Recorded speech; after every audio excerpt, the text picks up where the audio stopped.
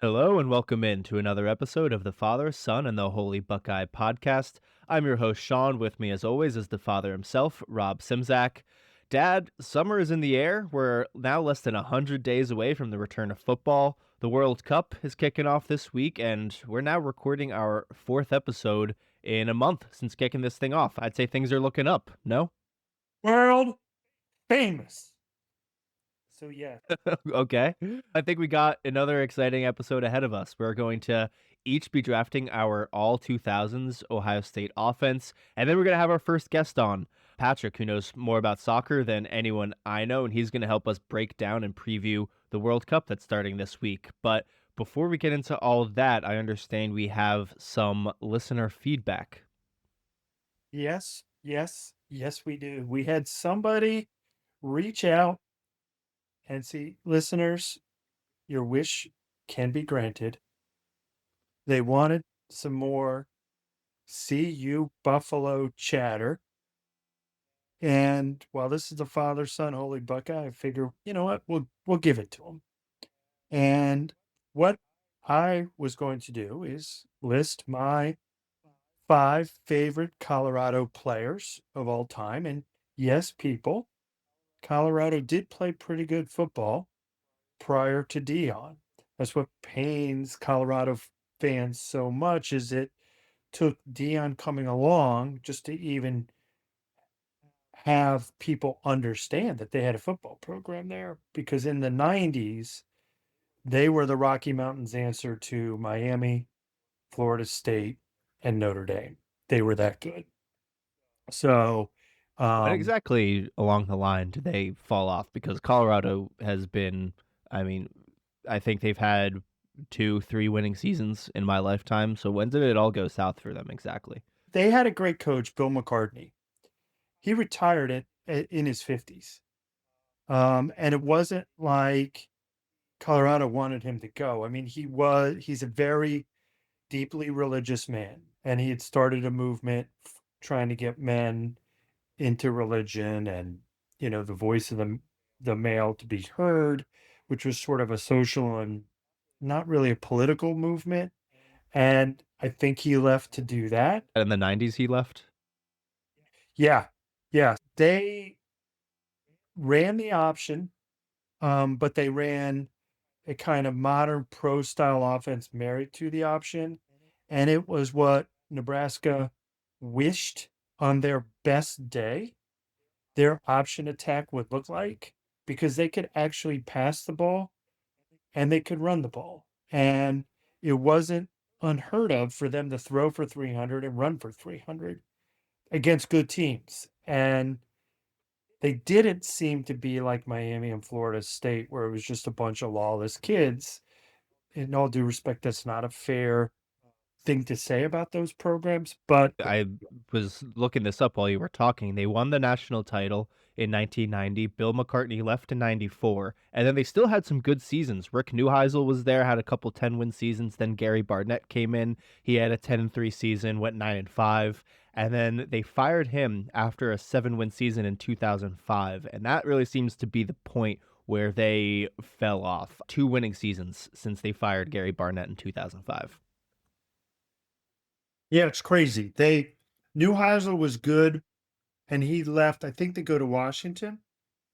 And I think that chafed Colorado fans. Just looking at their records, But it looks similar to kind of Nebraska's path because they fired Neuheisel after an 8-4 season. Again, to your point, probably thinking that they're better than that, and then they really never got back to that level. Kind of similar with how no, Nebraska fired Bo Pelini after a string of 9-4 seasons, thinking they're better than or that, yeah, and they still have exactly, not even exactly. sniffed a 9-win Very, very season. similar.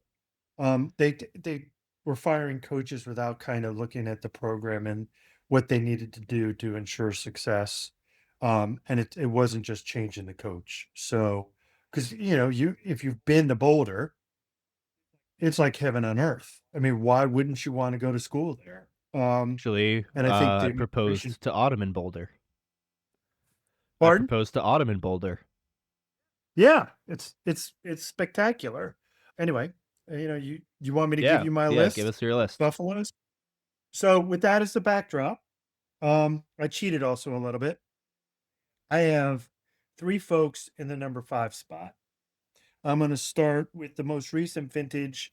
I'm going to go Travis Hunter in a tie for number 5 with a nod to Dion. And that 9-4 season they had under Dion.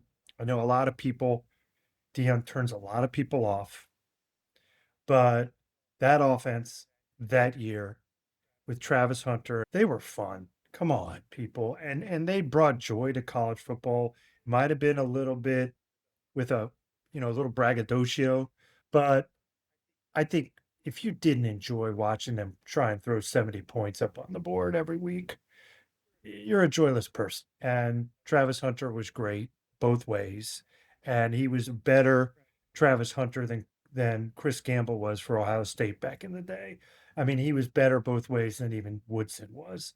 So Wow. Travis Hunter number 5 in a tie. Um, I'm going to go Alfred Williams, also number 5. Alfred Williams was a defensive end. He was a monster.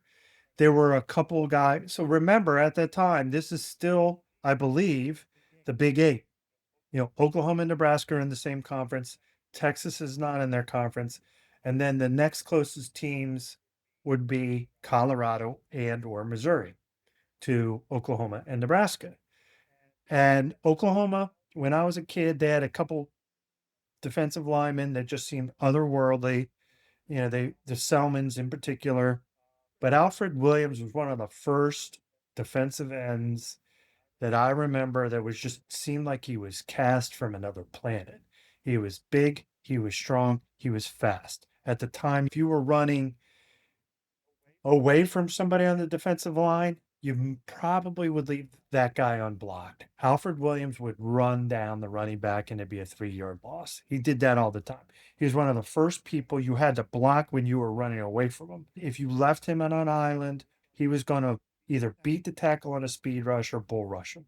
So he was one of the first guys I remember that was getting doubled and chipped, and he still was putting up monster numbers. It didn't really translate to the NFL, and that's actually one of the odd things about McCartney's teams. As talented as they were, a lot of the kids that got drafted did not make it big time on Sundays. Because my next player didn't really make it big time as a player, but I think he's going to really have a positive impact on Justin Fields this year, and that's Eric Bieniemy. Running back, bowling ball, tough as nails. He was part of that option attack, and it was just fun to watch them. So those are my three guys, all tied in fifth place. I gonna go quarterback. I'm gonna go Cordell Stewart, who had a decent career in the NFL with the Steelers, but he's probably most famous for his Hail Mary in the big house. Oh yeah. Let's And go. yep. So he was not my favorite Buffalo's quarterback. Colorado was just fun to watch. Cordell Stewart, last second Hail Mary to my number 3 player on the board, Michael Westbrook, recipient of the Hail What year Mary. what year was that? Mike Do you remember? Was that early was 90s? Was that what's that? early 90s? That Hail Mary? Early 90s, the touchdown in the big house. He was a big, tall, at wide receiver. He was fast. He's playing college football, but he wasn't a burner. And then believe he got drafted by the Commanders, formerly the Redskins, and he had a decent, if not checkered and injury-filled NFL career. So he didn't really make it. But Michael Westbrook, wide receiver, number 3. Then I'm going back to quarterback. Anybody, Sean, kids your age may not even know what the wishbone or the triple option outside of watching Navy and Air Force and Army, really how fun that thing could be. If you want some fun, go back and look at Oklahoma's teams, late 70s, early 80s, like Billy Sims and Julius Caesar Watts. Watch Oklahoma run the option. It was so much fun. And their running backs, Nebraska was often a better team, but Oklahoma had crazy, ridiculously good running backs. And I think we'd be talking about Billy Sims if he didn't blow his knee out. And even though he's in both the college and pro Hall of Fame in a different light, if he didn't have that knee injury, because he was fantastic. Well, oh, Colorado comes along and takes that thrill of the option. Like you don't know when the quarterback is pitching it. And Darian Hagan was just so much fun to watch. I remember this one play. He is like 30 yards downfield and he gets hit by a defensive back. And Sean, he just pitches the ball then to my number one guy. I would believe this is who the pitch was to. 30 yards downfield. And they housed the thing. And it was the craziest play I've ever seen. He just had this preternatural sense of where he and when he could pitch it. It was a thrill to watch because it was just high risk. Who pitches the ball 30 yards downfield? Rashawn Salam was number one because he won the Heisman. I believe he got that pitch. Getting 2,000 yards in a season when you're only playing 12 games, and if people are under the age of 30 or 35 and want to see some fun football, go back and look at some highlights from the Colorado Buffaloes in that time frame. Go back a few years further and watch Oklahoma and Julius Caesar Watts or Billy Sims run the option. It was a lot of fun. I'm not saying I love those teams, but man, Switzer, very simple offense, but man, they were fun to watch in Oklahoma, and they were fun to watch in Boulder. Right on. So that's my top five, little bit of a cheat. It would be not fair if I didn't mention probably Colorado's greatest player, but I never saw him. I haven't even looked up video of him. I don't even know if it exists, but it's Byron Whizzer White. He was an All-American. He may have won the Heisman, also was a Supreme Court justice, and he was also the father of Danny White, who was a quarterback for the Cowboys, took over the Cowboy quarterback position after Roger Staubach retired. And Byron Whizzer White is a pretty legendary American. So that's my college shout out to a listener. A hint for all of you people listening, we'll do the same for you guys. So Sean, I hijacked the start of the show. I'm gonna turn it back to you and get us focused properly. Yeah, no, I love that. And I know you originally asked me to provide my top 5 Colorado players as well. Only problem with that is Ohio State is my only love. I have no room for other teams or players in there. I even hate people claiming second favorite teams. So I just don't have favorite players who didn't wear scarlet and gray. Usually, the great players that have played in my generation, like, the Cam Newtons, Saquons, the Tim Tebows, I'm usually actively rooting against guys like that because I see them as competition of Ohio State. But in the spirit of listing off some not Ohio State players, I did want to real briefly touch on a few players that, again, wasn't necessarily fans of, but they definitely earned my respect and gotten me to kind of root for their success while they were in college. The first being Joe Burrow. I'm not going to technically count this in my list of 5 because he is technically a Buckeye, but I was a big fan of him before he, even was in the Yeah, competition. you and I love. Yeah, I remember You and my I. freshman year at Ohio State was in 2015. So then that was the spring of 2016. I went to the spring game by myself because none of my floor mates wanted to go. And the only reason I went was to go watch Joe Burrow because I was really excited about him. Losers. Yeah, exactly. But I was high on him. When he stepped foot on campus as an Ohio kid. So when he transferred to LSU, I was rooting for his success. And that's part of the reason why that 2019 loss to Clemson was so painful was because, listen, I'm realistic. We probably would have lost to that LSU team as well, even though I do think we would have given them a much better game than Clemson did. But I could have swallowed a loss to Joe Burrow and that generational LSU team a lot easier than I could against that Clemson team. So not to bring up bad memories, Fair point. but Fair play. I remember you and I talking about Burrow, and we really hadn't even seen him play much outside of the spring game. And there was just something and we were in New Jersey, so it's not like we're vibing on him on a regular basis. But there was something about Burrow. I think you and I both said he's going to be super. Shout out to our 15-year ago selves. We kind of knew it about yeah, Burrow. something about him. I just can't put your finger on. But I won't count him because he is technically a Buckeye, and that's why I loved him so much. But the five non-Ohio State players that I really did kind of root for their success. First being Lamar Jackson. A lot of that has to do with my friends, the Sailings, who are from Louisville originally, and their love for Lamar Jackson. But he was arguably the most fun player to watch in college football history, and the fact that he was at a team like Louisville going up against those Dabo teams, it was really fun to root for him. About Lamar, that game again. Somebody wants to. Well, what are you talking about? What's Sean talking about? Go back and look at Lamar against Florida State that one year. Oh yeah, where they dropped He 70 was points on him. that was preposterous, man. Louisville opened up a new can of something, and it was like this quarterback that we've never seen before. He could run. You could tell he wasn't like the most gifted passer yet, but it was like Florida State comes in, ranked. I don't know what they were ranked. And Lamar Jackson all by himself probably had, I think they hung a 49 on him in the first half. And they couldn't touch Lamar. Let alone get him down. They couldn't even touch him. Yeah, I don't So know if they ever go back actually to that game. tackled him to the ground in that whole game. But that same season was that crazy. They lost it, but the game against Deshaun Watson's Clemson team, that shootout, that was a great game too. He was loads of fun to watch. So he's definitely high up on my list. Justin Blackman, wide receiver at Oklahoma State. I was convinced he was the next Calvin Johnson. He just putting up ridiculous numbers. I remember his final game in college was in a bowl game, and he put up like 250 yards receiving. He was just an animal. Another receiver, Tavon Austin at West Virginia, arguably the greatest highlight reel in the history of football. Yes. Yeah. Maybe Braxton, but yeah, Tavon Austin's highlight reel.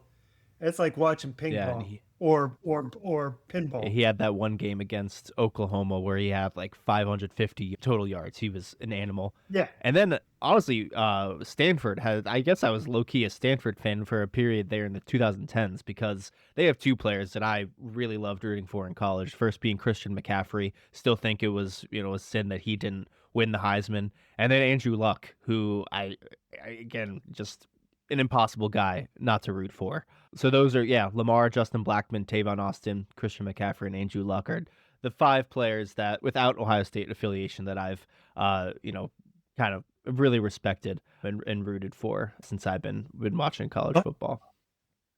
I'll tell you what. Next episode, let me give you my five. Didn't really think about this. I didn't know where you were going to take yours. So next episode, listeners, you can listen to me riff on my list of favorite non-Ohio State players, and yeah, it'll be enlightening, overpowering, and it'll make your week. There we go. And we have, yeah, there's your reason to return for our next episode. But great. I think we can get into our first main topic for today, where we're going to be drafting our all-2000s offense. So only players that have played in the 21st century, and once one of us takes a player, he is off the board. We are going to be drafting a quarterback, two running backs, three receivers, a tight end, a flex who can be whatever you want. It can be another quarterback, it can be another running back, a wide receiver, another offensive lineman if you want, whatever you want to do with that flex position, and then an offensive line. And instead of drafting five different offensive linemen, we're just going to be taking an offensive line from a specific season. So if you want to take the 2002 offensive line, you can. So that's 9 picks, 18 picks total. We're each going to have a minute to get our pick out. And so you got me. I didn't see the 21st century limitation. So you're going to have to buzz me out if you don't want some of the picks that I'm going to mention. But that's I'm not going deep. I went over probably the last 30 years. So if I get bounced, fine. We'll give you some leeway. I'll keep my picks to the 21st century, but we'll give you consider it your seniority handicap for this draft. All right. Thank you, Mr. Goodell. We appreciate it. But you can pick any position in whatever order you want. We'll just be alternating, and I'll give you the first pick. You ready? Sure. All right. You are on the clock. Quarterback, CJ Stroud. All right. Easy enough. Was that a easy choice for you, or are you debating between anyone? Oh, question for you. current Ohio State players, are they eligible or no? Yeah. Like if Yeah, they're they are playing right eligible. now. Okay, I had 4. Justin Fields, Julian Sayin, and Kyle McCord. I'm That was joking. evil. I'm joking. Evil. Troy Smith. Troy Smith. Those would have been my 4. And I thought we were going to roll. You'd pick back next. So I figured, well, I'm going to take Okay. CJ. I like the fact that CJ can make any Yeah. throw. And given where I think I'm going to end up at running back, we're going to have a good running Yeah, game. fair enough. So I had a quarterback in mind, and if you listened to our episode last week, I kind of played my hand. But since you already have your quarterback off the board, I can kind of wait there unless you get evil and take my quarterback as your flex. So we'll cross that bridge if we get there. But I'll pivot. Oh, you just gave me. I didn't know we were going to be this diabolical to each other, but Mr. Gonna hurt your Yeah, feelings well, since you are the I commissioner. mean, you can put together your team how you want it, but I'm gonna go with arguably the greatest college player of our generation. I'm gonna take Jeremiah with my first pick. Your I'm second definitely pick. thinking about taking a flex, but I'm not going to do it because I want to have a decent team. I'm going to go. You know what? I I'm probably going to take this guy as my slot. So we're only taking 2 wide receivers, right? 3. 3. So wide receiver 3 for me. Um, I'm going to have to get a ruling from you, Mr. Goodell, but I'm going Terry Glenn. Terry Glenn. I mean, yeah. And I partly Tony Taylor. I looked at the touchdown against Lou Holtz's Notre Dame, and it was I think 87 yards, 78 yards, something like that. Simple hitch, and he just smoked everybody. And he could have kept to South Bend. I mean, he had once he took planted that left foot and went accelerated toward the center of the field, the Notre Dame defensive backs should have just taken off their helmets and watched because they didn't get any closer. And you go back and watch some of his catches when they beat Penn State, when Penn State was good, just crazy. Toe touches. The only better wide receiver, probably from a toe touch perspective, and this is saying something, given who Ohio State's released into the wild in the last few years. The only one who was better is Chris Carter than Terry Glenn. I mean, just if the ball was catchable, it was near the sidelines, need 2 feet in, he was special. And I wish he was still with us. I think he often gets overlooked in the pantheon of great Ohio State wide receivers, especially given what Ohio State's put into the league the last few years.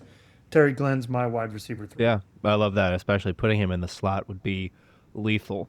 And it's Yes, and he could play all over the place. He could play out wide, but with who we're going to have, either one of us on the outside, who are you going to guard him with?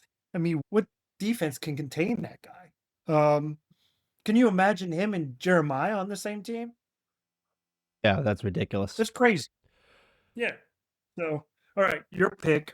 I'm gonna go again. Like we got so much depth at running back and receiver. There's 2 guys I really want at one of 2 guys I really want at my flex position. So I'm okay kind of waiting on that and letting you make that decision for me if you end up taking one of them. But there's only one tight end again because I'm kind of keeping myself to the 21st century. There's only one tight end that kind of gets me excited, I guess. Like I know we have some good tight ends on our roster this year. Will Kazmarek, like honestly, I kind of considered him for my tight end spot. With the talent we're gonna have on receiver, I don't think we're gonna be asking our tight end to catch too much, but I respect what he does in the receiving game, and I know that he is an animal in the run game. That's going to be Jeff Hireman for me, national championship winning tight end. I think he's really underrated. And again, like he's a dog in the trenches, and I think he can do just enough in the pass game. So the defenses still have to respect him, and can't just put a middle linebacker on him and consider him covered. So that's not really sexy, and there's a chance I'm woefully overlooking someone when I draft him, but I'm going to take Jeff Hireman as my tight end. All right. That's fair. That's fair. I had no idea you were going to go there. I'm going to just keep filling out my wide receiver room. I'm going Devin Smith, wide receiver 2, On my just list. simply because he catches touchdowns. That's what he does. Um, he just was unguardable deep down the field. If we're going to have somebody like Terry Glenn working underneath, I want Devin to take the roof off the Yeah, I defense. mean, arguably the best deep threat we've ever had, dude. I mean, there's a reason we were undefeated when he caught a touchdown. But I guess Yep. there's a clear number two I wanted next to Jeremiah on the other side of the field, so I'm going to take him now before you were able to take him from me. It's going to be Garrett Wilson. I was really debating between him and Olave, and I think I love Olave more as like a player. He's just closer to my heart, but Garrett Wilson is just uh, I mean, there's nothing he can't do. He's a great deep threat. He does a little bit more after the catch than Olave. And if you throw that ball up within, 2 yards of Garrett Wilson, he's going to find a way to come down with it. And just having two animals like that, Garrett Wilson and Jeremiah, like there is not a cornerback in college football that could cover either of them one on one. And having them on opposite sides of the field is just going to open so much in the middle of the field, which is hoping you don't take my slot receiver next. That I'm hoping to take to fill up that middle. But that Garrett Wilson's third for me. Who's your fourth pick? Uh, See, I thought about Ted Ginn, but and that would be this century. Thought about Ted Ginn, but I have Devin Smith, and maybe Ted Ginn's a good flex. I thought about Santonio Holmes, but I'm probably going to take, and this may be who you were thinking of. I'm going to take Michael Thomas because I just want, it's either Michael Thomas or Marvin Harrison for me because I just want somebody that, yep, they can catch long balls. We're talking college, not pro, and they're going to catch it most of the time. Michael Thomas never dropped the ball. Yeah, I'm going to go with Michael Thomas.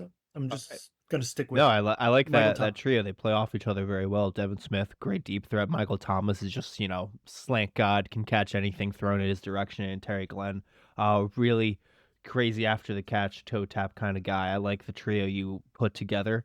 So I'm less nervous about you taking the third receiver I want, and I'm still going to leave my flex open. So I'm going to go after running back because there's a clear top guy that I want, and that's going to be Zeke. I mean, just the Yep. That bell cow, he can. curse you, Mr. Goodell. Curse you. I mean, he can rip off 85-yard runs, and he can, beat you for 3, 4, 5 yards at a time. Not a big make you miss in the middle of the field, but he's just such a bear to bring down. Underrated pass catcher. There's a reason he's, one of the best running backs that Ohio State's ever put out. Love Zeke, so I'm going to take him as my bell cow. Fair play. So what do I have? Two running backs, tight end, flex, and offensive line left for you. Well, I'm going to get a running back before you hose me on this. I'm going to take Dobby. Yeah, he would have been my number two. I think he's got to be. Olave or Dobby, probably two of my favorite players of the last 20 years. Yeah, love Dobby. I guess I'll fill out my wide receiver then, and I'm going to put JSN in the slot. I don't think there's a whole lot that needs to be. Golly, yep. I thought about Yeah, him. like It probably I was prepared for you to take him early. So I had guys lined up in the slot like Anthony Gonzalez, Philly Brown, Dane Sonsenbacher. as much as I like Terry Glenn, that's probably a better pick. Yeah, I was prepared for some But I went, guys outside of JSN, thinking that you'd take him. I watched that highlight on late last week, probably Friday night, of Terry Glenn housing it against Notre Dame, and I just like, well, he's my pick. Yeah, I mean, he could There you definitely go. do a little bit more after the catch, I think, than JSN. But that's the dude is he might be one of the greatest route runners I've ever seen. And I just love what he can do in the middle of the field with Jeremiah and Garrett Wilson on either of those sidelines. So I think I got a pretty scary wide receiver room. Who's your You next pick? do. The one thing about, I guess you could say about JSN is he's had a better pro career than he did college. Yeah, I mean, who knows what would have happened if he didn't hurt his hamstring against Notre Didn't Dame? get And dinged against yeah, Notre Dame. Yeah, absolutely. But okay, then that leaves flex for me, you, running back yep. two, and the offensive line. I'm going to go. Flex is just such an opposite, but I'm taking Braxton. Oh, I didn't even occur to me to put him there, but I love that pick. Wow. I mean, obviously Curtis Samuel, Paris Campbell came to mind, but having the Magic Man in the backfield or spread out and being able to do, the B button spin at any time. I'm taking Braxton. I mean, he can make Jesus miss him in a phone Yeah, I booth. mean, especially He's with just you have CJ at quarterback who isn't much of a runner, but you could just bring in Braxton. I'm assuming we can say this is pre-labrum tear Braxton. He could throw the ball for you too. That's a great addition. I think it really rounds out. something they never did with him, right? They never, maybe his shoulder, they were concerned about his shoulder, but they never really seemed to leverage having him in the backfield and putting the defense on their heels with him throwing the ball. Yeah, I never understood why. Again, like I think it's easy to assume they didn't do that in 2015 because of his shoulder, but he was, a year plus removed from surgery. I would have imagined he could have, thrown a quick screen, out of the backfield or something Right. like that. But Right. Anyway, does but yeah, my flex is Braxton. cool. Um, so I got my offensive line, my flex, and my running back open. So the two people I was debating for my flex was going to be Curtis Samuel and Ted Ginn. I was hoping you would take the decision out of my Wow. hands. I was leaning Curtis Samuel originally just because I think there's so few players, honestly, in the history of college football that you could just as easily line up in the I formation and hand off the ball to run right up the middle, and also split him out wide as like an X receiver. Like there are very few players that have that kind of versatility.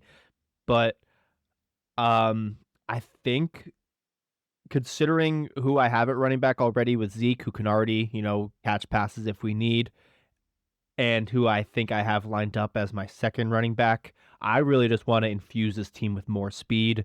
And again, like I'm thinking that middle of the field is wide open with the amount of attention and safety help that Jeremiah and Garrett Wilson are going to require. So I'm going to put Ted Ginn at my flex. I just think with the right coach, there's too many things that you can do with that speed, and uh, I God, need yeah. him on my team. Again, fair again, not to pick on the Irish Tony or the Fagans if you're listening, but that one run he had against Notre 3 Dame, against Notre and Dame. before he even gets across the line, Musburger's going, and he's gone, folks. Yeah.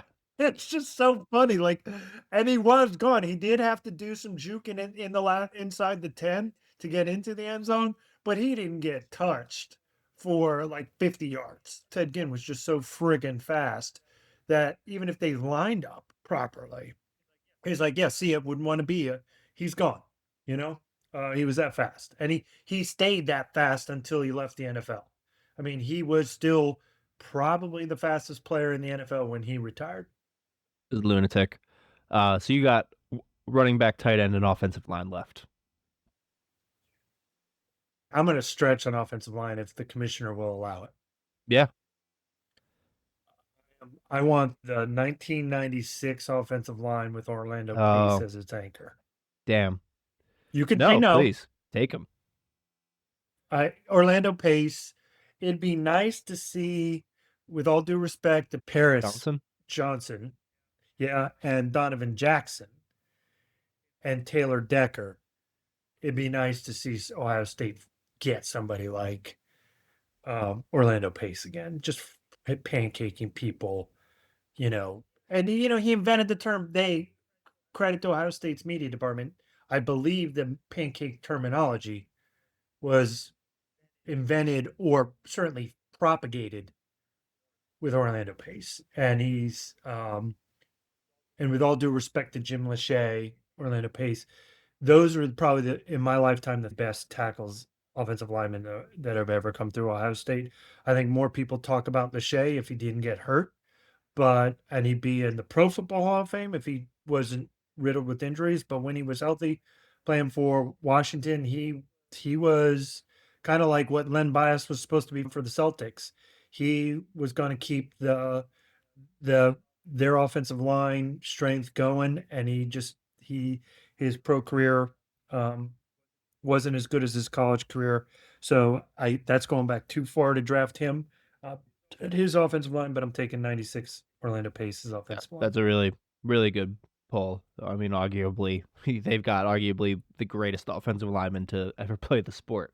So I'll fill out my running back, and I really wanted to find a way to get in someone like Beanie or Carlos Hyde to pair with Zeke, just have two battering rams, because my idea was to have Curtis Samuel as the flex who can kind of be my lightning to the thunder. But now that I have Ted Ginn at the flex, not someone that we're going to be using as much at the running back position. So I feel like I have to move away from the Beanie and Carlos Hyde archetype and go more with some speed and some flash. And for that reason, I'm going to go with Travion. Again, we want another pass catcher out of the backfield. That's who I wanted. I could have guessed that. And I just think, like the Zeke Travion 1-2 punch is crazy. I mean, like Zeke being able to hit you in the mouth right up the line of scrimmage, 20, 25 times, and then hit you Travion with a swing pass to the outside. It's, and both of them have so much speed together. And I just think the kind of things you could do with both of them in the backfield together too, like running the triple option with them. I just think that would be such a lethal duo. So that gets me pretty excited. So you got a running back and a tight end left. So running back, I'm flummoxed, but I'm gonna go Beanie. Beanie, Beanie, I'm just kind Beanie, of for Beanie, the Beanie. reason I took Michael Thomas. If I need 3 yards, and I don't have Zeke, Beanie's your best option. I think, yeah, he's And quickly become put one him of the behind. most underrated running backs Ohio State's ever produced. Like I don't know if he's ever Yeah, fumbled the football. I don't remember him ever getting tackled for a loss. Like he's just the ultimate definition of a reliable bell cow running and back. and because we started this ranking 2 players that were involved in a famous play up in Ann Arbor. I'm taking Beanie because of that spin move. Yep. In the 2006 game. The spin move ties together thematically with where we started. Yeah. Beanie. Do you remember another underrated play of his? The hurdle he had in 2008 against Illinois, where he jumps a player, not only jumps a player, but lands it perfectly and keeps running after. It lands. Yeah, He's just that like the dude's like Beanie was he was like great. 6'3", 230, and he did that. Yeah, he was I great. He remember was a great and he was actually a pretty good pro back. It's just he ran for hard to 1,000 yards be a his rookie battering year. ram. Yeah, it's Injuries. hard to be a battering ram back in the NFL. Zeke didn't last long. I mean, the only one that's done it and deserves a lot of kudos, and it kills me because he went to Alabama, but Derrick Yeah, Henry he's built a little bit deserves. differently. But yeah, Beanie was dealing with injuries before he even went to the NFL. But I do Yeah, remember yeah, we went to the 2016 Fiesta Bowl against Clemson, the one where we lost 31 yeah. nothing, which that was, I mean, one of the best days I had until the game started. But I remember we were at a bar before the game, and I saw Beanie from probably 60 yards away. I could see him running. I was like, "Is that Beanie?" And I got the whole bar was like, "Oh, Beanie!" They heard the name, and then by the time he was started walking, everyone was going up to him. But do you remember we saw him in I the was gonna airport say, the yeah, we next saw him at day? the airport the next day, and I should have gone up to him and said something, but I was still catatonically. Well, that was not a happy time for No, you. Let's just we let's can move just past that. leave it there. We can I'll unpack that at another date. But We love Beanie on the yeah, show. Um, I'll close out. I'll save my quarterback for last at this point. Offensive line. I'm going to go with the 2013 offensive line that had Taylor Decker.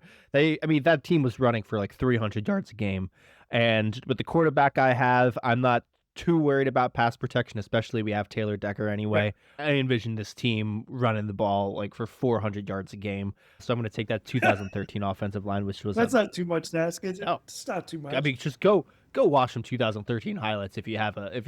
Yeah, It's and that's that line with the Taylor Decker line. That would have been my probably if I can't have if you Mr. Goodell would have overruled my pick of the '96 offensive line. I would have gone 24 or one of Taylor Decker's yeah. I mean, it was offensive pretty line. much the same offensive line as 2014, I think too. I just went with 2013. They just mauled Yeah. people. So you got a tight end to close out your team. Close out my team. So I'll tell you where I'm leaning. I thought Hireman. I thought that Nick Vanette might be an option. But I kind of like, yeah, probably a better blocker than Hireman, not as good a receiver. You chose Hireman.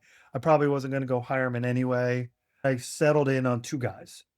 One, again, I would need a pass. It's Ricky Dudley. That's one option. Guy who came over from the basketball team and was a pretty fair power forward for Ohio State, but was a better college tight end.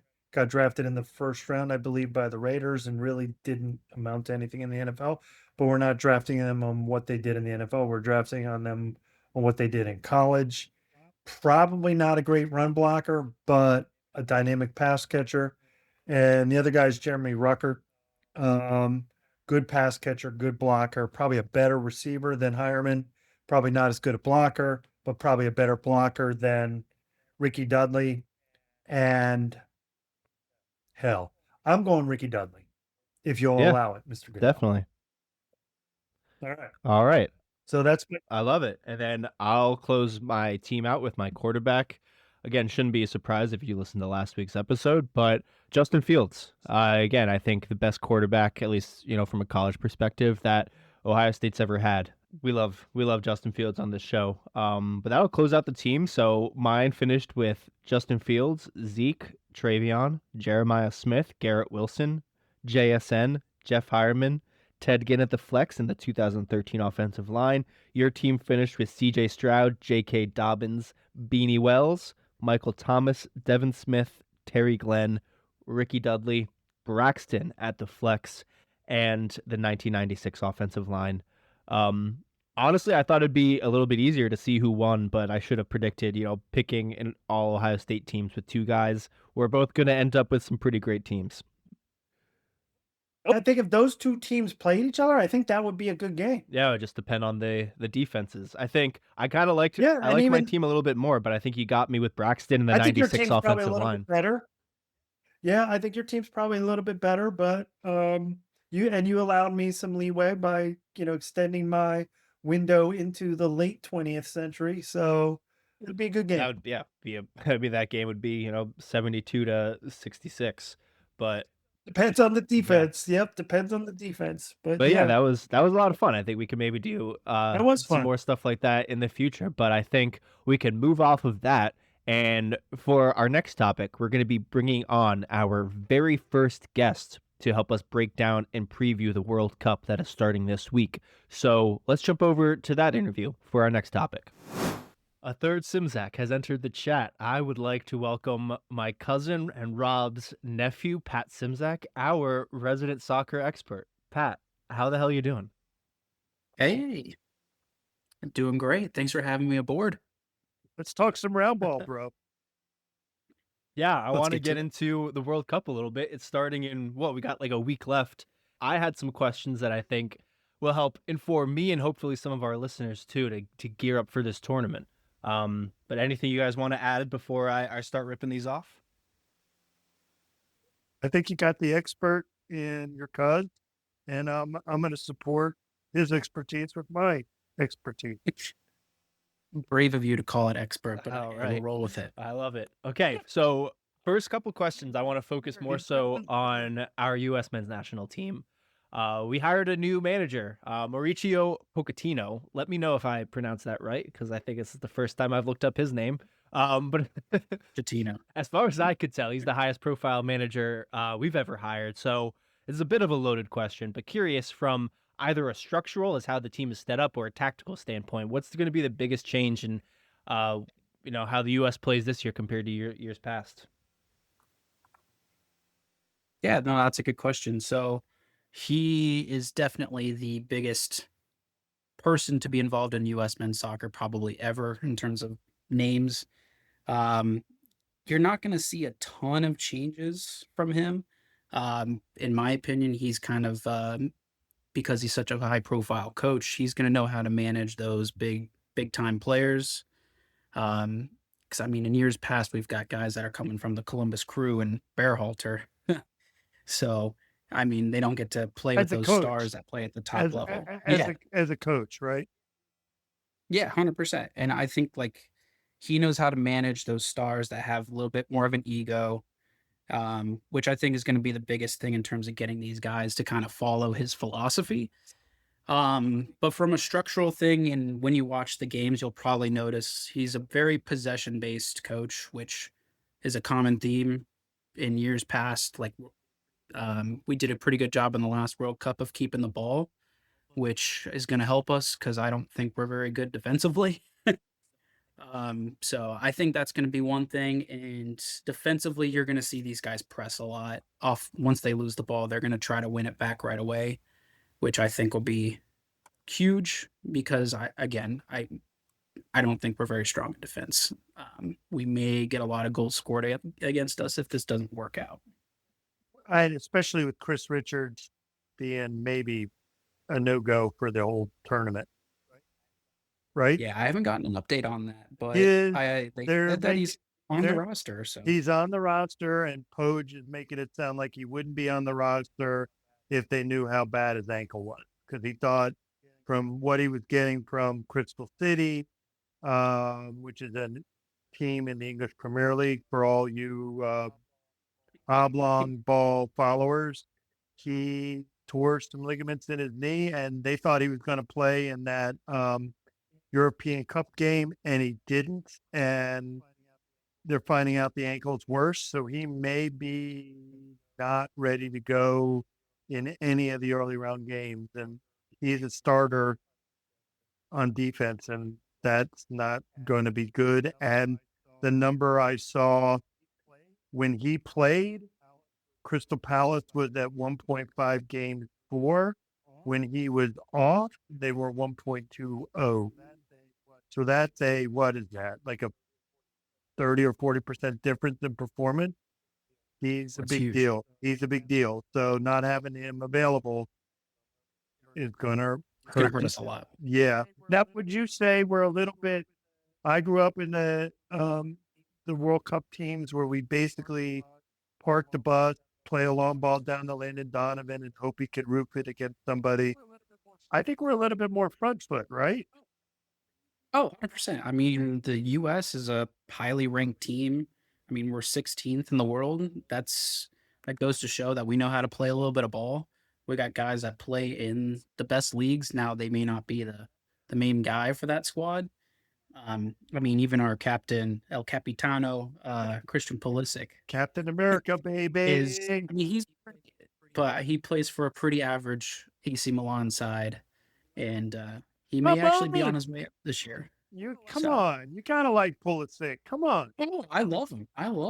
But I think his ceiling is not as much lower than some of those guys that we're going to be facing. So I think we're But I still transitioning love well him. into my next question. But before I get into that, I wanted to put a cap on our new manager because of course, I'm not as familiar with soccer, so I'm trying to think of like, football or basketball kind of comps for him. And it sounds like, based off what you're saying, he's more of maybe a John Harbaugh or a Mike Tomlin type who doesn't have a specific scheme that he's going to implement and is going to beat you schematically, and more so is that kind of culture setter, dealing with a lot of different personalities and kind of bringing in a higher floor and a more structured kind of program. Is that kind of how you see it, or am I a little off there?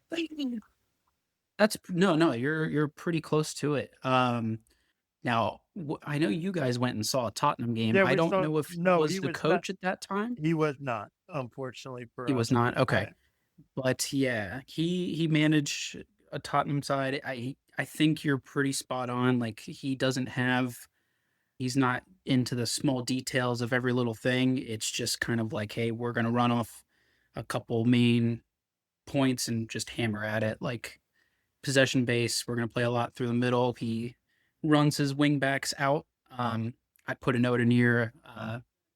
We played Senegal the other day in a friendly, just kind of a little warm up for the World Cup. We sub everybody at half, if that puts you kind of in the perspective of how much that game means. Pretty much nothing. But opening goal that we scored was a great scheme. We overloaded the right side, so where they don't have enough defenders to mark our guys out on that side, and it was an easy cross and tap in from one of our outside defenders. So I think if it all goes to plan, I think we can easily butter up some of these lower end teams in the group stage and get Good. past that. I know you were already touching on this with maybe some of the deficiencies we're going to have on the defensive side of the ball, but want to give a more holistic look into kind of the expectations for this team going into the tournament. So again, this might be kind of a loaded question, but finish this sentence for me. our U.S. men's national team will make it out of the group stage and has a really good chance on going on a run in this tournament if?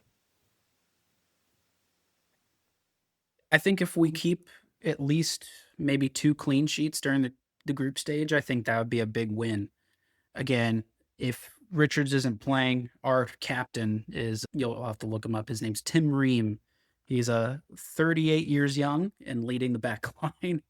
So his legs are not going to be there, but he's definitely known for his leadership. I think if we can keep him from running a ton, keeping the possession, and keeping clean sheets, because we do tend to give up some pretty silly goals. I think that's kind of the key to it. Where did Tim Ream play at Fulham? Oh, yep. So He's in the MLS now. he's in the MLS to save his legs in his career, but unlike when I was your kid's age, this U.S. team, virtually the entire starting 11 starts and plays a lot in Europe. And despite your dissing of Pulisic, when he's healthy, the advanced statistics on Pulisic would rank him among the better midfielders or wingers in all of Europe. But there's caveats there, Sean. We've talked about availability of quarterbacks last week in our last episode. Pulisic has to stay healthy. And yes, stay healthy. That's 1 and 2 for him. If he's healthy, he can carry us into at least the second round. And Patrick, help me out here. Yeah. This is the first time we've gone to 48 teams. There's 12 groups with 4 teams in each group. Do the top 2 in each group advance to the next round? Yeah, it's a guaranteed top 2. Okay. And then each third spot kind of has like it's almost like a wild card, position there. So for the people new to the World Cup, winning your group means you're guaranteed a second place or potentially a third place team from another group.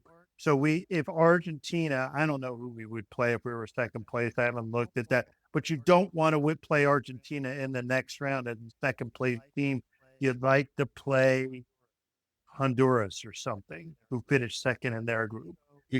So that's what we're looking for. Win our group, which is going to be not impossible. It's doable. But Turkey's Who's in going our to be a group, handful. if you don't mind updating for those who might not be familiar. And so I'll list it off. So we got Australia, Paraguay, who we play next Friday, Turkey, and then us, of course. And Turkey had some ballers. They have. Would you say we're probably the favorite to win that group, though?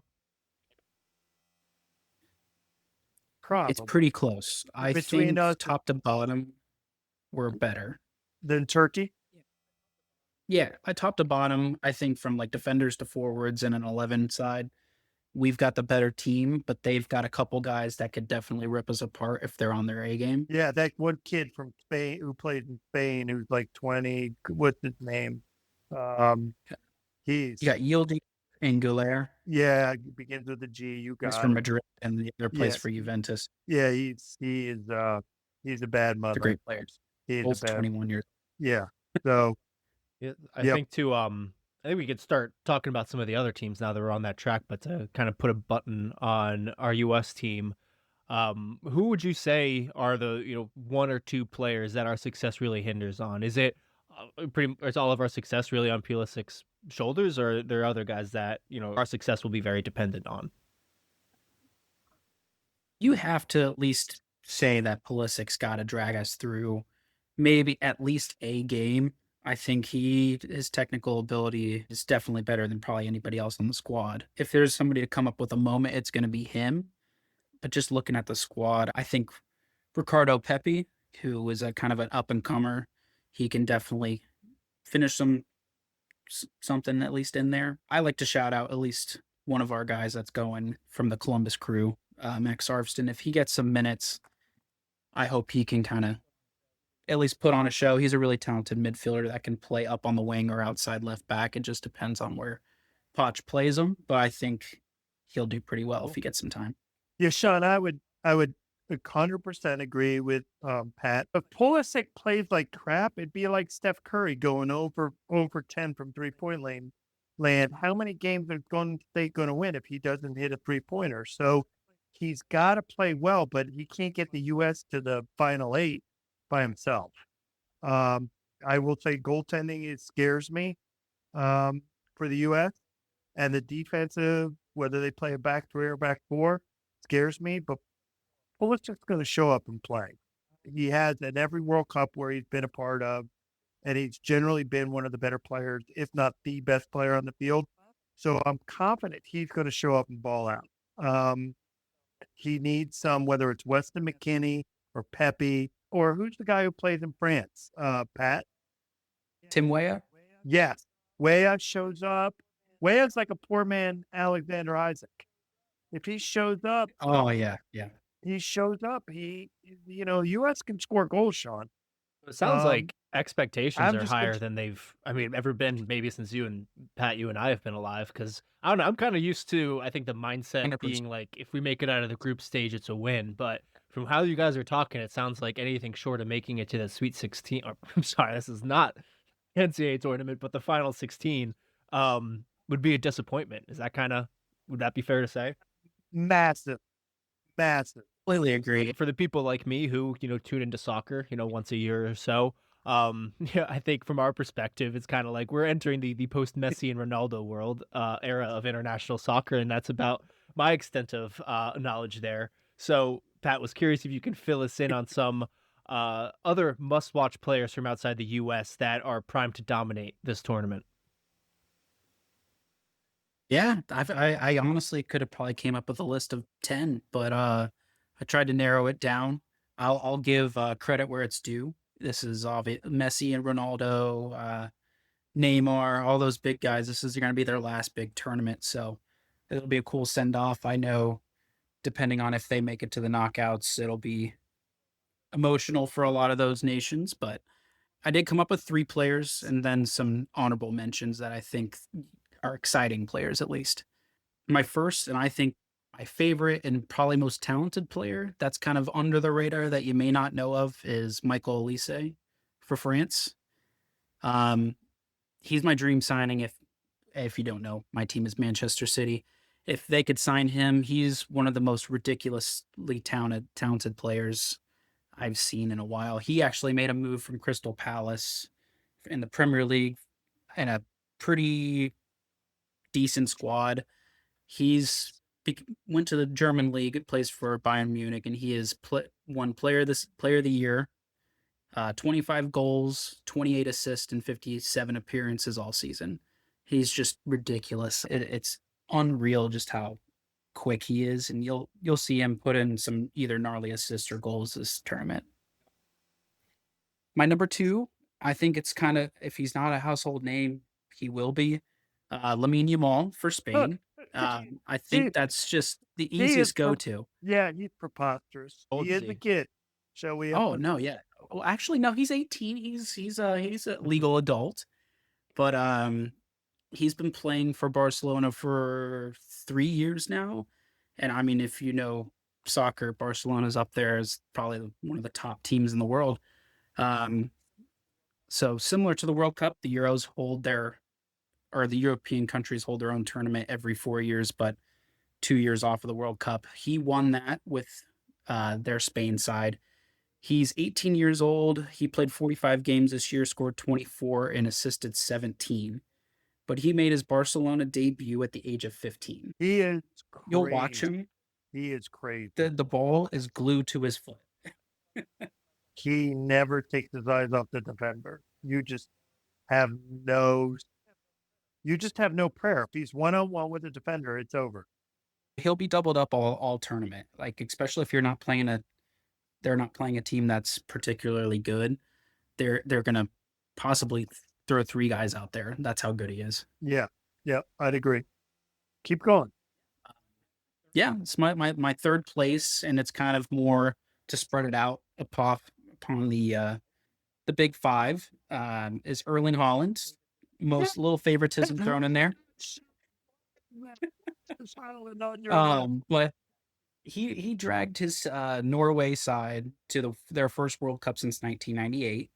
And if you watch European soccer at all, he's just a goal scoring machine. I mean, what was his first year in the Premier League? He broke the goal scoring record. He's been averaging probably 40, 50 goals a season since he was 19. He's ridiculous. And he plays for the best team in the world. So I'll leave it at that. So is Odegaard from Arsenal on his squad as well? Yeah, he sure is. And they honestly don't have a bad team. If they were not stacked in the group that they are, which let me make Who's in sure their I've got group? that correct. Who's in their group? I know they play on July 9th. France. They play France. I know they play that. Yeah, they got Senegal, who was also a sleeper team, and then Iraq. Okay, so Sean, that's a hard group. Senegal is a very good team. And Good of course, side, yeah. and of course, France is one of the world's best. I would say the favorites. I mean, if you're talking talent, top to bottom, roster depth, like you're leaving guys that would be the star for the U.S. team, like they're leaving them back at home. Yep. So you didn't mention I thought for sure if you were going like underrated, I thought you were going to for sure say Cherokee for France. So I mean, I got two like honorable mentions, and he was on there. I don't know if he's going to throw all the goals and assists out there this tournament, but if you watch him, he's just you don't know what he's going to do next. Like he's going to keep you guessing. It's a running thing in because he does also play for Manchester City. People don't know what his favorite foot is. Like he's just as good with his left foot as he is with his right. He's definitely going to be a generational talent. And also, I'll keep it under wraps. All these guys are under the age of 24. So what are you guys doing with your lives? Yeah, I feel a little invalidated now. You know, I got a little bit of gut here. Play some Sunday league. Yep. Oh, but I did have one last guy, and I think this is also a team that could do well. And I don't know if any of our listeners are paying attention to the transfer market within the club world, but Yan Diomande for Ivory Coast, I think he's my wild card in terms of guys having a breakout type of tournament. And then Sean, just kind of like this is like March Madness where a lot of the young talent gets discovered for some of those countries where they're able to pull from teams that may not be as good, and they get discovered and they'll go to like a big team like a Real Madrid, Manchester United, Manchester City. But so it's kind of like you discover some of your young talent and stuff like that. So, and he's on track to be bought from a big team here soon. Nice. So I think that's kind of like my cool. guy. You got receipts now too, so if any of these guys make a splash, you can go back and tell everyone you were right. Dad, did you have any other players you wanted to throw into that pool before we go to the next question? No, but we've got the platform to make Patrick able to collect receipts. I'm just saying. Great. I think, again, you guys were kind of dabbling into this question a little bit already, so nice transition, but wanted to talk some sleepers because I know, Patrick, you mentioned the big five, Spain, France, England, Argentina, and Brazil. Let me know if I'm leaving any teams off that should be on that list, but seems like they are kind of the consensus best five teams in the world and the favorites to win the World Cup. So let me know if you want to add any other teams to that list, but was curious outside of those juggernauts.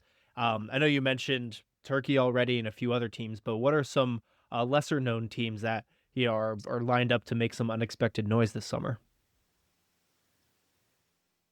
Yeah. So, I mean, in terms of those teams that you mentioned, my knockout round was pretty much free.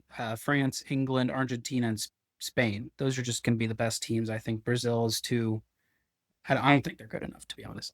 No, but Brazil's kind of been like Kentucky in basketball or Alabama in football the last few years. They're getting by on their name, and they're just not as complete as the other teams. Like, I think if the U.S. played Brazil, I think the U.S. could beat them. I think. I mean, U.S. would have to play their best, and Brazil couldn't play their best. But Brazil just has a habit of showing up and getting beaten by Ryder, the way Kentucky did. So that's what I'd say about Brazil. I don't, Patrick, you may just thoroughly disagree, and it's okay to No, do I that. completely agree. It's a lot of individuals that play for that team a lot of the time. Do you think that's more So- of a manager issue But from their outside of end? the- Because it seems like they got all the talent they need. What's stopping them? Well, they do for the first time in a long time. Isn't the guy from Real Madrid their manager? Carlo Ancelotti, yeah. I mean, he's a great manager. So, I mean, if there's anybody to kind of pull rabbit out of a hat, it's going to be him. He is the So best. I He is think- the best big game manager in soccer. He is. I mean, Probably argue of all time. I mean, the guy's won so many big trophies. one game. Not necessarily. If he can Yeah. get it to the tournament, I mean, you don't have to agree with me, but in a tournament, it's multiple games. But if he gets into the knockout round, he is hard to beat, and that's the advantage Sean Brazil has, is they have the manager you do not want to face in a must-win game. You just don't. He is too good in those big games, and I don't know what it is. And if he could bottle it, he'd be a trillionaire like Elon Musk. I mean, I don't think it's in question. He's probably the best manager in the World Cup. So Wow. I mean, it's a bold statement, but I take a look across the board. I mean, yeah, France has won a lot. Argentina's won a lot, but I mean, France has got the most talent in the world. So, I mean, if you don't win it, it's kind of like a disappointment. And then England, it's just. Well, interesting. You think France is more talented than Spain? Yeah, 100%. Oh, wow. See, Sean, that's a bold take. Right on. Take notes. That's a bold take. Well, how about some of the teams you- outside of that group though that you think can make some noise here in a few weeks? My first thought was leaning right into Portugal. I think Call. obviously you got Ronaldo, who, yeah, he's going to, I mean, if the coach does the right thing, he's going to come off the bench in the 70th minute, give the team a boost. And I mean, he's what? Is he 40 years old? I think he's 400. I think he's 400. 400. He could live to be 400 if we're being honest. If there's one dude that's freezing his body to get the 400, it's Ronaldo. Yes. But Ronaldo aside, they have probably one of the best midfields in the tournament. I don't know if you paid attention, but PSG just won the Champions League, and half of that, well, 2/3 of that midfield plays for Portugal.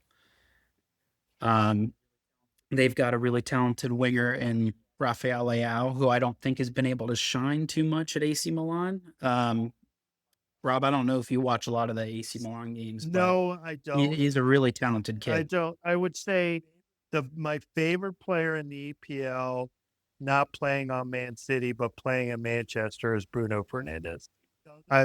He doesn't play a lick of defense, but if you want the ball, if you're open, he is going to get it to you. He is like Bernardo and Man City, and he's just all heart and talent, and he's going to give his all.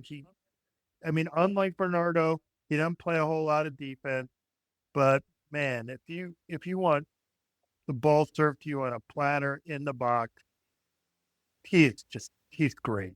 He is, and I hate Man United, but he is. Oh God, with the passion. But he is great. Come on, But- you gotta. I'll give his dues. He's a great player. I mean, he broke the assist record for the Premier League, which was once held by Kevin De Bruyne, and Kill me now. Kill me now. that hurt. But half of those came from set pieces, but that's for another topic. But no, he's going to be the vocal point of that midfield, along with Vitinha and João Neves. defense. They've what got a about lot of Norway? old guys. What do you think about Norway? So, I think if their group was not so difficult, they could easily make a run in terms of getting to the quarterfinals. I don't think they would. It's tough to get to a final without being an elite squad in So group the World stage, Cup. the one game I want, the one game I'm absolutely going to watch. And if Mike Snell, and if you're listening, I think it's the night of your wedding. So I'm going to be the All-State guy watching this game at your wedding. And I may bring down part of the porch. But the game I want to watch is Norway against France. Who scores more goals, Mbappe or your boy from Man City in Erling Haaland? Good question. I think with how loaded France is, I don't know if Mbappe is going to win that Golden Boot or not, but that's going to be a very good game, and I'm going to be setting some time aside to watch that. So who scores more goals? America wants to know. Golden Boot? No, in that game. And In that game? Yeah, it could be a push. You can go the. I mean, if there's going to be a goal scored, it's going to be from Erling Haaland if it's from Norway. I think that's just what's going to happen. And then, but anybody on that France team can score. So I think if you're going on who's more likely, Erling I think Haaland that's wins the individual matchup, is what you're saying, and Norway will lose to France. I mean, that's probably realistic. All right. Sean, Do you have a pick for the Golden Boot? That's a great question. To me, there are three. I mean, in Argentina on the outside, I think you've got Sean listed the 4 teams, maybe 5, that Spain, France, England, Argentina. And you know the Argentina squad better than me. But I think the Golden Boot's got to come from somebody on Spain or France, and France is just so deep attack-wise. Like, I think they could score 10 goals a game, and they could have 10 different scores. Spain is somewhat similar, but Yamal is closer at this point to early days Mbappe, in that I think, if he gets the ball in midfield, he's the threat to score. He could take it through the entire team. So I'm going to go with Yamal. Golden Boot. I like that. I like that shout because it's a pretty popular pick, but it's not too far out there, I think England's a bit like France. I just don't see them having one player that. I mean, I love Harry Kane, but his best days at the international stage are behind him. And how many World Cup games do we have to see where he's doing a great job of holding the ball up, setting up the attack, and he just can't finish? It's going to have to be, who's the calf that plays from Jude Bellingham? It's going to have to be somebody like that from England who scores a lot of goals from them if he's healthy. And, and Sean, he's another one that's like 22 or 23. A year ago, we were calling him the best midfielder in the world, and he was hurt a lot this year and didn't do anything. So quiet, very, very quiet. But if he's healthy, England goes on a run and Bellingham scoring, he could win the Golden Boot. So, yeah. No, I think that's not a bad shout. I was going to put up there Harry Kane just because if he can put on the numbers that he did for Bayern Munich this year, I think I don't see it. A shot. I it's a possibility in my eyes. You are such a good dude. Like, you're not going to give up on Harry Kane. Shout out to you, but I don't see him scoring over under. How many? Four goals over or under for Harry Kane. Oh, I think over, because I think that England's also a team that's going to make it deep, so more opportunities to get over 4 goals. Right on. Now, what we all want to hear is if Sean has a favorite team other than the United States going into this World Cup. I can't say I have a favorite team. I've been to a Tottenham game, so I've been a Tottenham fan, I guess, if I ever want to throw my hat in the soccer ring. As far as a national team, I'm born in the US. I'm going to stick there. But to transition to our last topic, I've been taking some notes if you guys have been talking. So I want to hear, Pat, your predictions. But before we do, we can start off with my weak-ass predictions, which is rooted not in fact or statistics, but in my gut. So, They're all good facts. exactly. So, Right. I'm gonna rip off my final four and who I think my champion will be. I wrote down. We haven't talked about this team. I feel like they're always relevant. So I'm curious. I'm off my rocker here. The Netherlands. How do we feel about them? I wanted to ask Patrick about that because they have our boy from Man City and Reinders? no, Jeremy Doku, right? Or No, no, that's Belgium. Belgium. No, I forgot. He's Belgium. I don't think the Dutch Mhm. are gonna do much. I don't. The Dutch, I think don't. their biggest opportunity was in that last World Cup, in terms of your best players being in their prime. Now they're a highly ranked team, but I'm just kind of rolling through the squad here, and a lot of those guys that are gonna get some results for you in terms of forwards are older, minus maybe Cody Gakpo, who plays for Liverpool, and he's not really much of a goal scoring machine. Um, Looking at they've always had a strong midfield. They got guys that play in the top teams. So I think they're a team that'll make it to the knockouts and struggle against one of those top 5 teams. Unless they're really on their game that day. Did the US play the Dutch in the last World Cup? That's where they lost. Yeah. That's what I thought. This year, Sean, I think if the US get through and doesn't scrape by, but actually plays well, I think they could beat the Dutch. Interesting. Okay. I mean, I'm not gonna back off just because you guys threw some statistics and facts at me. My final four, I got the Netherlands, I got Spain, Portugal, and France. I was gonna have England in there, but last time I checked, last time they had to battle it out on U.S. soil. I believe their best troops got beat by a bunch of farmers, so I don't see that working out for them on the pitch. So, and I'm gonna have France as my champion. Let's go with you, Pat. Now, they put all your chips on the table. I want to know how far you think the U.S. men's national team makes it. Who you think will be playing in the semifinals, and who your champion is. I think it's only appropriate that Rob follows me up on this. But I think the US will easily make it out of the group stage. I don't think that's in question unless they really drop a stinker. But it just depends on who they play in that knockout round. When I did my little simulator of who I think is going to go through, they played Egypt in the first knockout round. So I think that's a winnable game if that comes to reality. But I think they'll win their knockout game.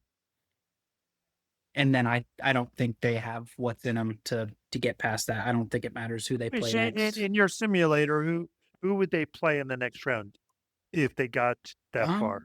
You know what? Let me scroll through because I do have that up. You have them winning the group, Bear though? with me here. I do have them winning the group. I have them playing up against Argentina next, and I think everybody knows where that would happen. So, well, maybe, but right, that would be that'd be very tough. That would be a hard draw. But Sean, it's like going back to back in the NCAA football and winning 2 national championships in a row. It is really hard to win 2 World Cups in a row. So, and Argentina, some of their key players on the older side, and they're going to be playing in muggy, hot conditions in the U.S. somewhere. And the U.S., the one thing the U.S., you could say a lot of stuff about them, but they're very athletic. So could the U.S. make it to the Final Four? Typically, a home nation does really well. I think Canada is a little bit banged up with some of their key players. So, and Mexico just, I don't know, they haven't been the same the last few years. So if one They don't have any nation, key players. if the one nation from our 3 nations that are hosting this World Cup is going to make it to the Final Four, it is the U.S. That's actually a good point you brought up before, though. Do you guys think that the weather here and the humidity and the mugginess that a lot of these games are going to be played at might be a significant factor for the European teams?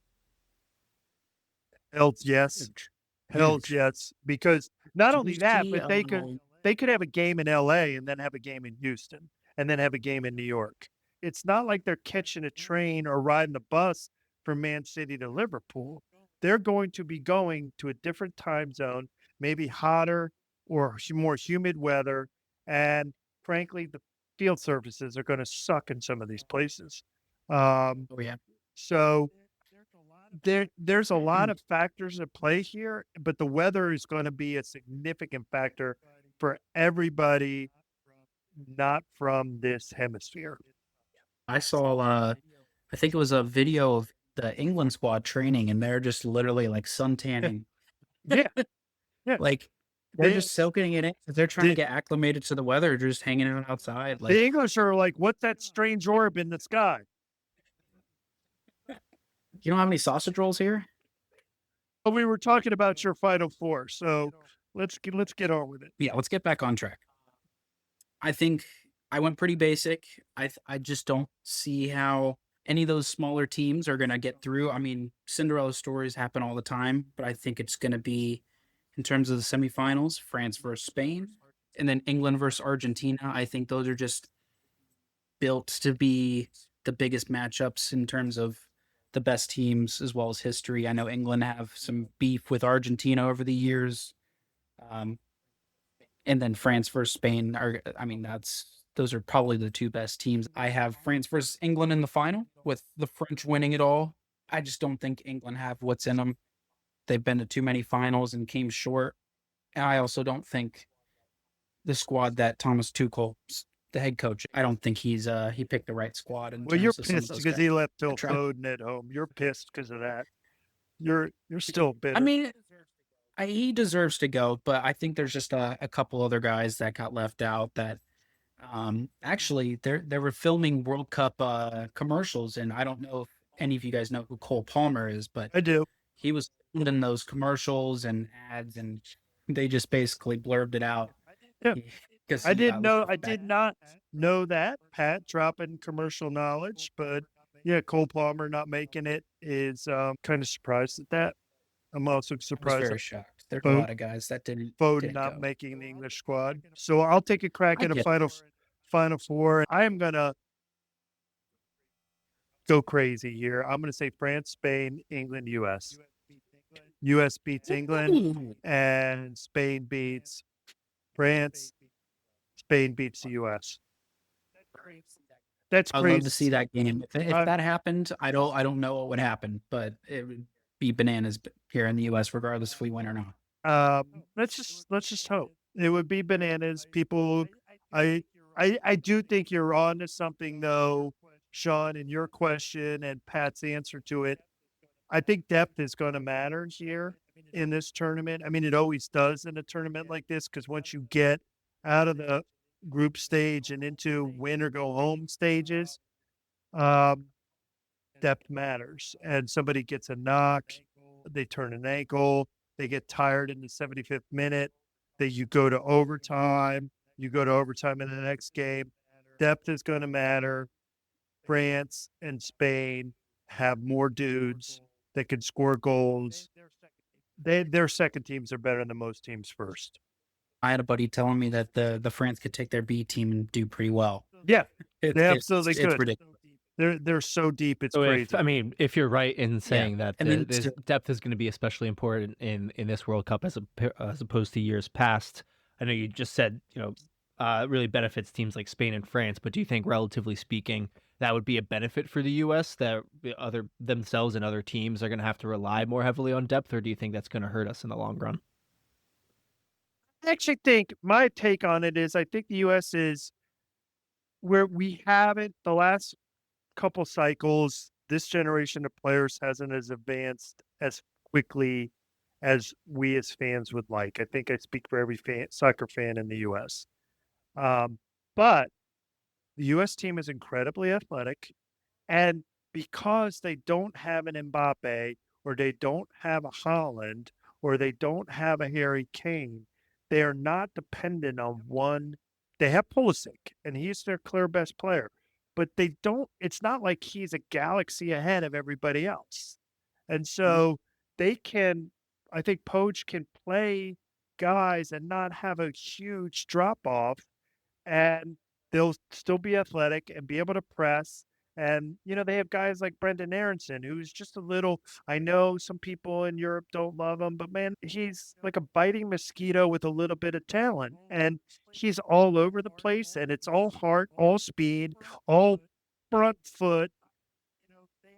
They have guys like that. So I do think that the depth of the U.S. team is not bad, except in defense and at goalkeeper. Goalkeeper. Yep. I think we have the depth in key positions, but if we have any injuries, we might be kind of screwed. And just depends, though. Especially in the back line. We lose Tim Ream, we're done. That's where we struggle quite a bit.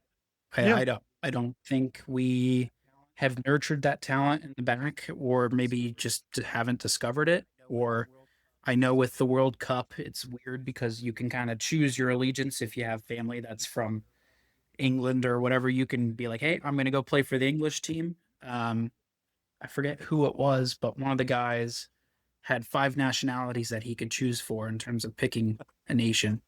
So it's just crazy to me the U.S. doesn't have better goalkeeping. I mean, it's catching a ball and jumping. Like, there's no nation in the world that's got more people that can do that. We're hoping Matt Turner is good. It's just shocking to me. But why doesn't LeBron just decide to play goalie for the World Cup? I can't imagine he needs much prep time to be one of the best goalies in the world, right? I'm taking him. In terms of covering the goal, he's big enough, and as long as he can take the hits of jumping back and forth, I don't want him playing he's golden. footsie with the ball back there. Like, don't want him doing that, and I'm probably not going to let him punt it up to my midfield. It's just like, you're going to have to throw it, big boy. Pretend you're a quarterback for Akron, St. Vincent, St. Mary. Sean, who did you have France. winning it all? I had Spain, and Pat's got France. 2 for France, 1 for Spain. Right. Yeah, well, you guys are probably going to win. Well, I guess before we put a bow on this, any final thoughts on the U.S. men's national team, the World Cup at large, that either of you want to get off of your chest? Honestly, I think we covered it all, but I think we'll do better than most people expect. Good to hear. So before we send you off, Pat, we end every episode with the post-game spread where we share something we are cooking, drinking, eating, listening to, just something in our lives that we want to share with each other and our listeners. So do you have anything that you're enjoying drink or food-wise that you'd want to share with us and our listeners? I'll start with what I'm drinking now. I stumbled into a Giant Eagle the other day, found a nice bourbon from Penelope, and I get it from my dad, but he loves those bourbons that are finished in wine casks, and this one kind of spoke to me. What did it say? What did it say? What did it say? What do you mean, what did it say? It spoke to you. It said, drink me.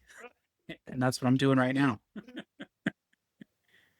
But it lives up to the hype. I'm a big fan of the bourbons finished in a wine cask. So if you ever are out and look at the major brands, sometimes they'll have limited releases. I think it just gives a little bit more of a sweeter tone most of the time, depending on what you're looking at. And I really enjoy this one. The wine cast is supposed to do to it, is like sweeten it up a little bit.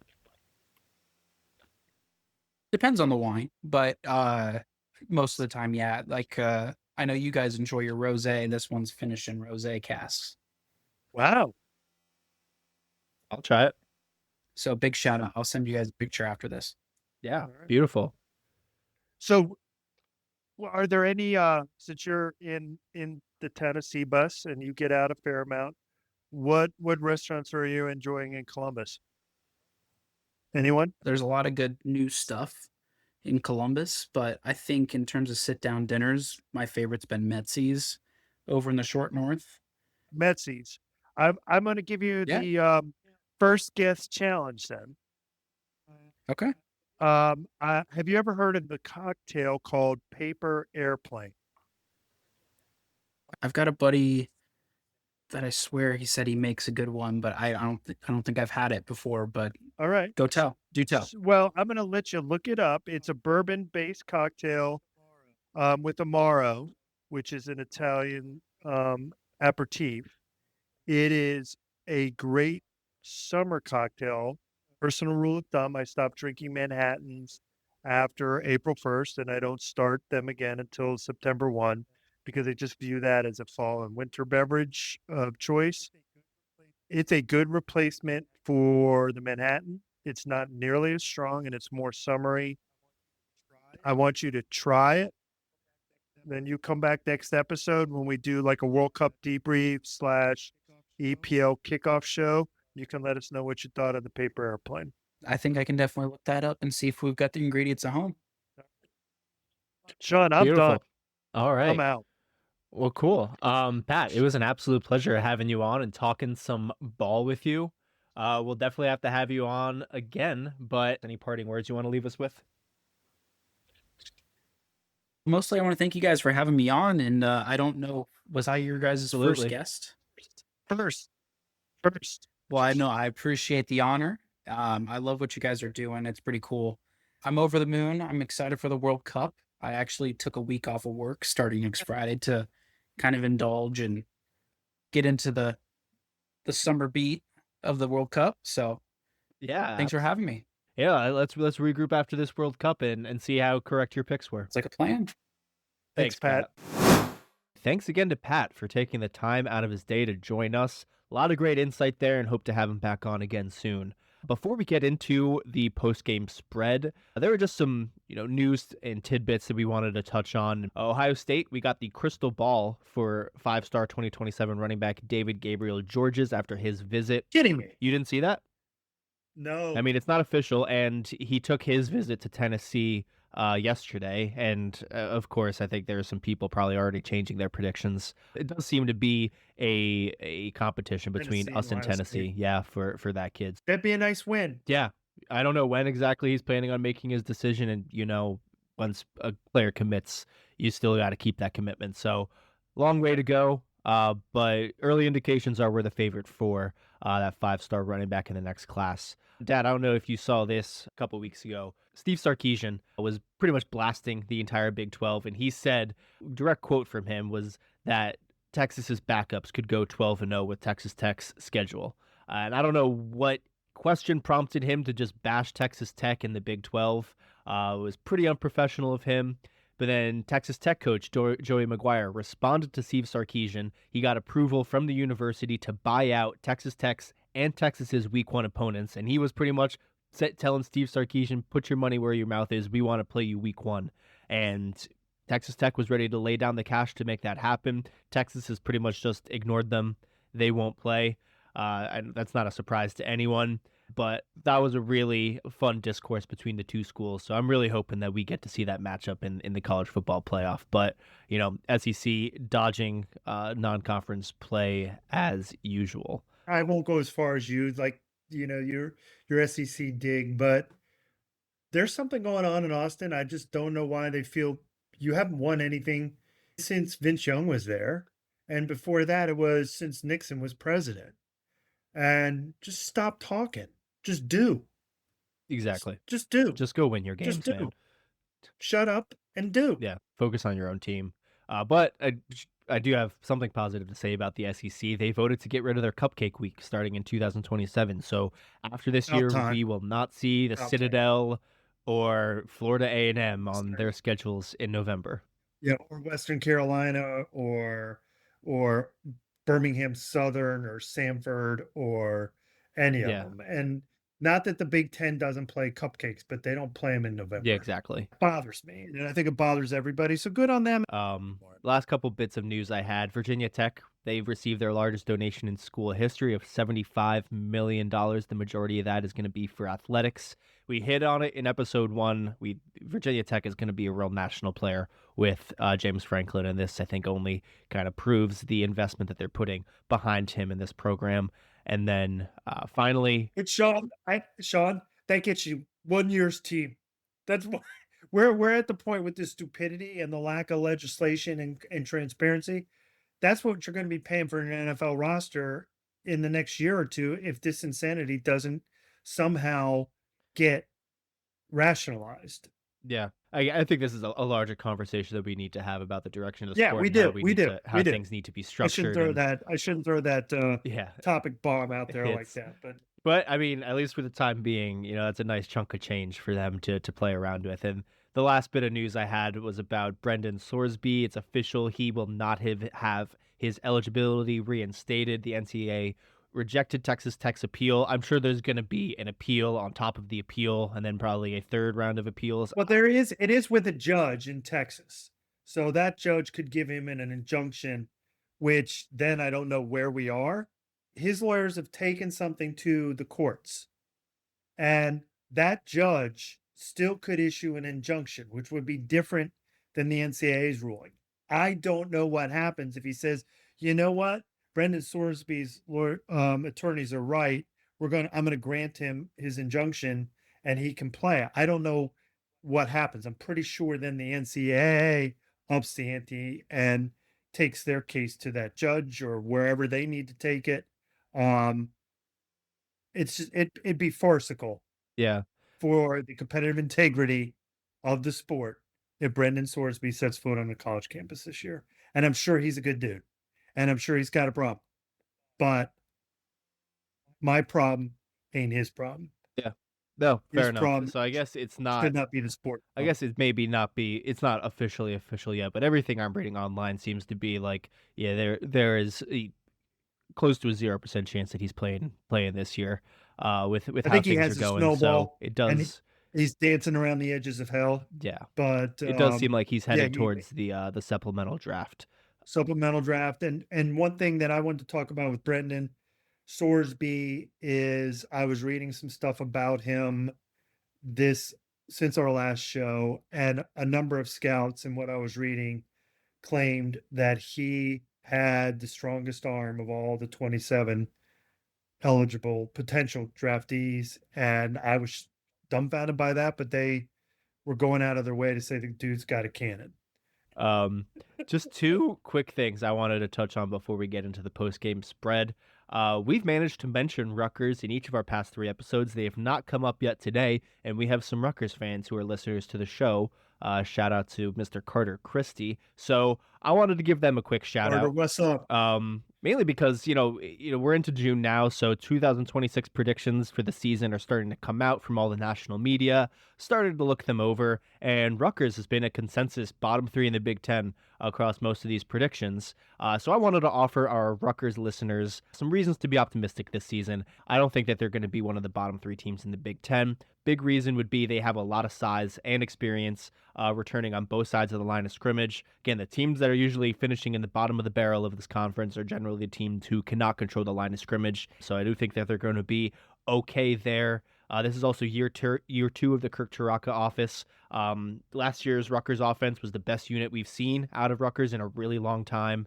And I know I mentioned the last episode, I'm not super high on their transfer quarterback they brought in from BC, but we also have to remember, maybe compare him to what we've seen out of the Rutgers quarterback position over the past decade or so. Again, I don't think that he's going to be able to replace Callie McManus, but to be fair, Callie McManus is probably the best quarterback Rutgers has had since 2007.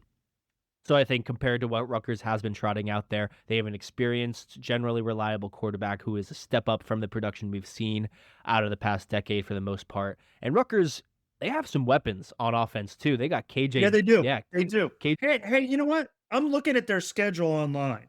I'm looking at it. So they could be 8-4. That means the Big Ten is just freaking great if they're a bottom three team. And it statistically just doesn't make sense. But here's their schedule. They open with UMass. Then they play Boston College, so they should be 2-0. Revenge game for the then quarterback. They play USC. What's that? Revenge game for the quarterback. Yeah. And then they play USC in Piscataway. Cross country trip for USC. So that game, I mean, I love Shiano. Go on the record for it. And I really like RU. I do. Shiano's teams are going to be tough, and they're going to be cagey and wily, and I could see them beating USC because he's going to do something on special teams, or he's just going to keep punching them in the mouth, USC, and they're just going to win. Yep. And we'll learn a lot about Lincoln Riley after that game. Yeah, USC has not played particularly well in these cross-country flights, and I No, think a and lot of people then are you got really high Howard. on USC So this year, and I think that could see so definitely be that could see an upset there. right.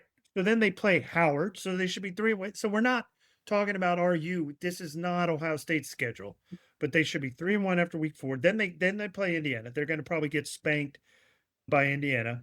Then they play Maryland. That's always a toss-up game. They could be 4-2 after 6 games. Then they play Northwestern, Wisconsin, Nebraska, and Michigan State.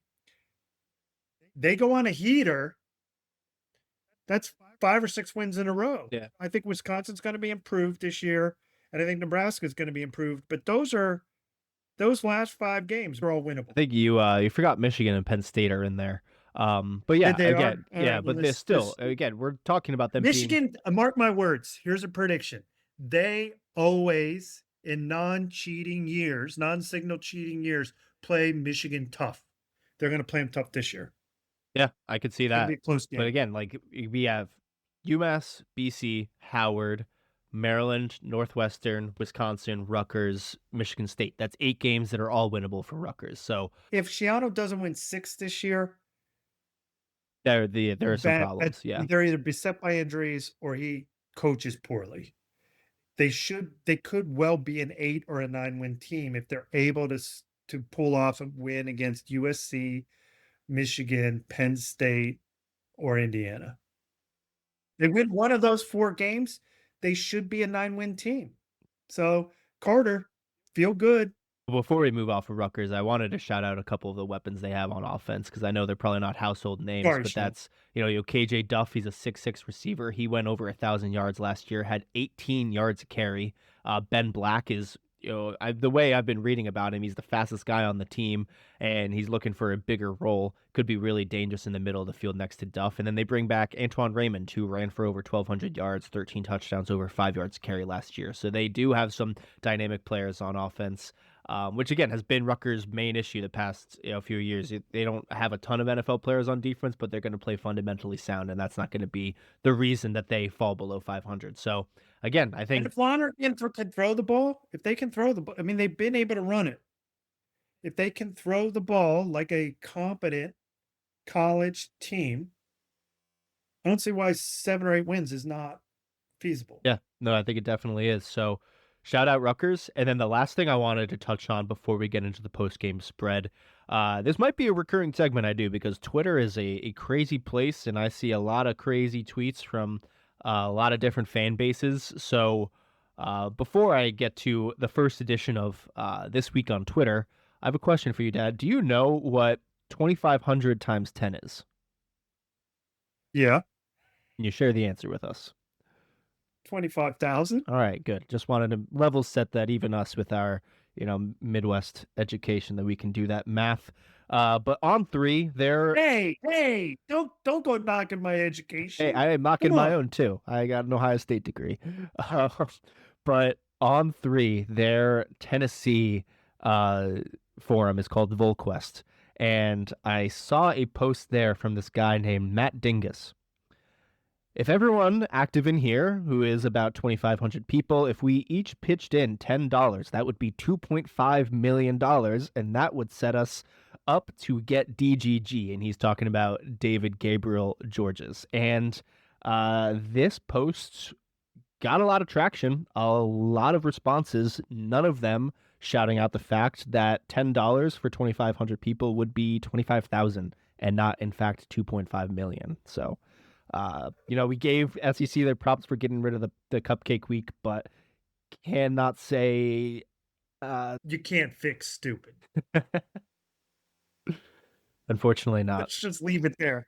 Enough said. That is just dumb. That's just dumb. Yeah, it gave me a good laugh.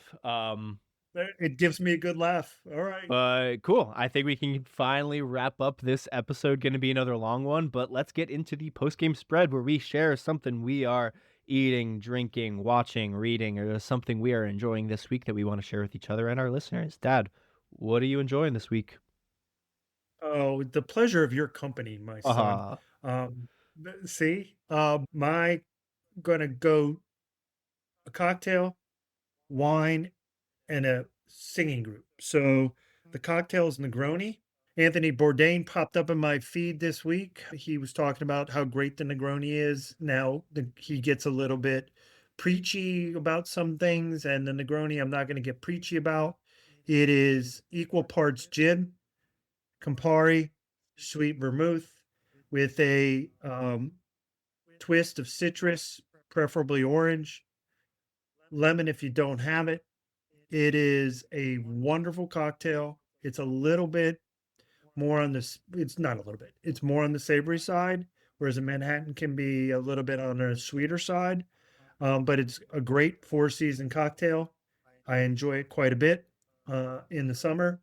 I enjoy it in the fall. Enjoy it at Don's Bar in the basement.